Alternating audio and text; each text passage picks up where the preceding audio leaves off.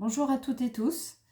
Guidance aujourd'hui pour le mois d'avril 2025 pour les taureaux, toujours signe par signe, comme ça vous pouvez regarder vos signes ainsi que vos ascendants, signes lunaires, etc. Donc on va voir un petit peu comment ça se passe pour vous les taureaux. N'hésitez pas à mettre des commentaires sous les vidéos, à partager, à liker la chaîne Intuition by Sandrine. N'hésitez pas à me contacter si vous souhaitez plus de détails vous concernant, plus de choses en privé. Je vous mets toujours les liens sous les vidéos, donc n'hésitez pas à me contacter. Allez, on va voir les taureaux avril 2025, ce qui vous attend pour le mois d'avril 2025. Ok, avril 2025 les taureaux.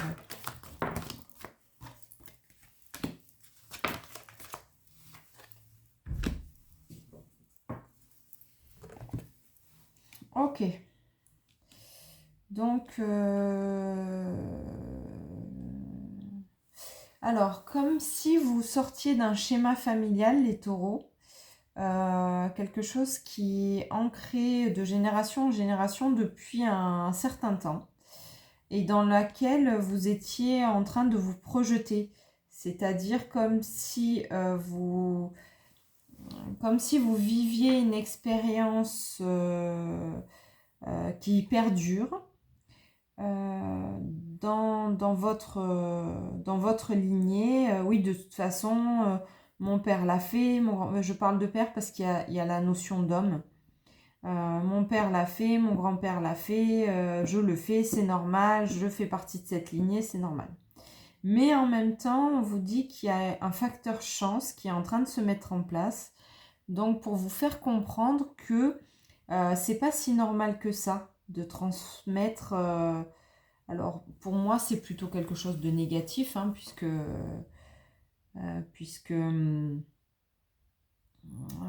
c'est quand même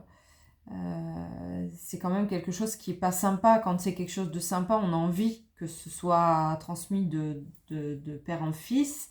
Donc ça, c'est soit au niveau d'une entreprise qui passe d'une personne à l'autre et pour laquelle vous êtes projeté dans ça. Mais d'une personne à l'autre, donc d'un homme à l'autre, hein, c'est vraiment un grand-père.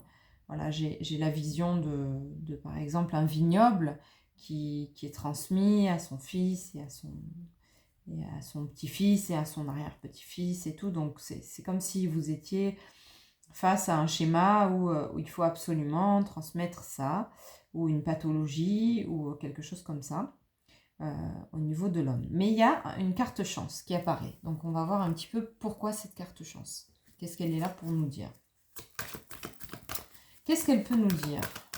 Alors les taureaux, au mois d'avril 2025.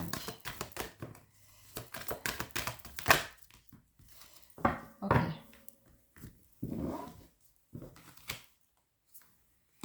Ok, il y a plein de blessures qui sont en train de se nettoyer. Et ok.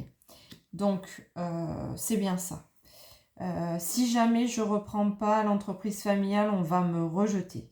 En même temps, j'ai un gros poids du passé sur les épaules, c'est-à-dire que tout ce que la famille me met sur les épaules, c'est-à-dire il faut que tu réussisses, il faut que l'entreprise fonctionne, il faut que tu avances, etc. C'est trop lourd pour vous, amis taureaux. Donc on vous demande d'être autonome, c'est-à-dire de briser vos chaînes, et c'est ça votre chance, c'est de passer à l'autonomie. Donc je ne sais pas ce que vous avez envie de faire, je ne sais pas si cette pression intrafamiliale, cette expérience, alors si c'est médical, si par exemple, voilà, mon grand-père a eu un cancer du poumon, mon père a eu un cancer du poumon, moi c'est normal que j'ai un problème de poumon, et que vous avez envie de vous en débarrasser, de briser les chaînes, ben, c'est légitime en même temps.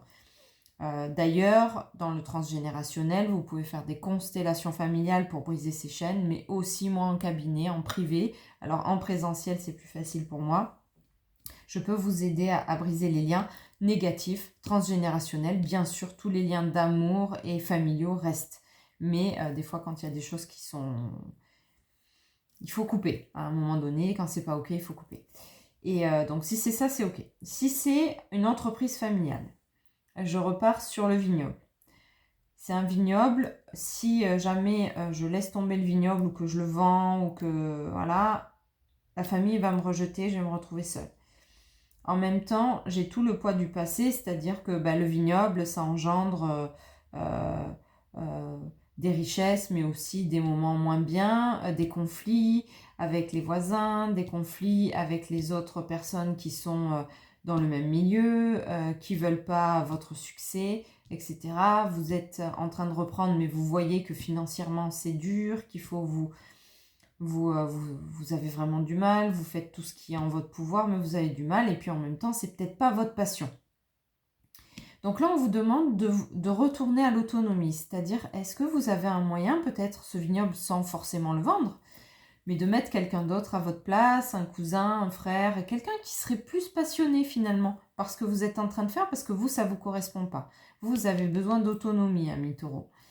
Et en même temps, on revient du coup, une fois que on reprend cette autonomie, on revient à la source. Dans ce refuge, c'est que vous êtes centré, vous êtes vraiment vous. C'est vous et votre personnalité et rien d'autre. Et là, vous y êtes bien, à mon avis. On va demander 2-3 cartes pour y voir un peu plus clair dans cette guidance. 3-4 du coup.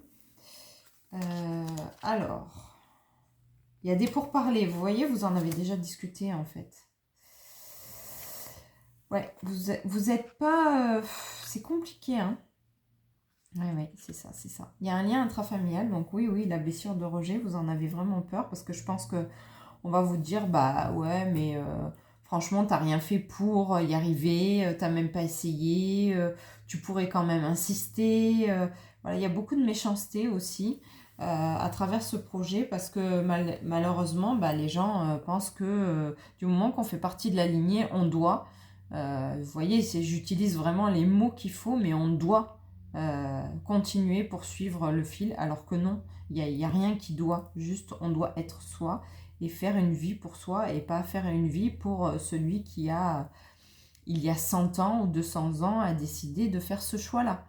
Donc voilà, c'est au niveau de la famille, hein, donc on est bien dans ça, on est bien dans le schéma d'une donation, d'une entreprise familiale qui a du mal à...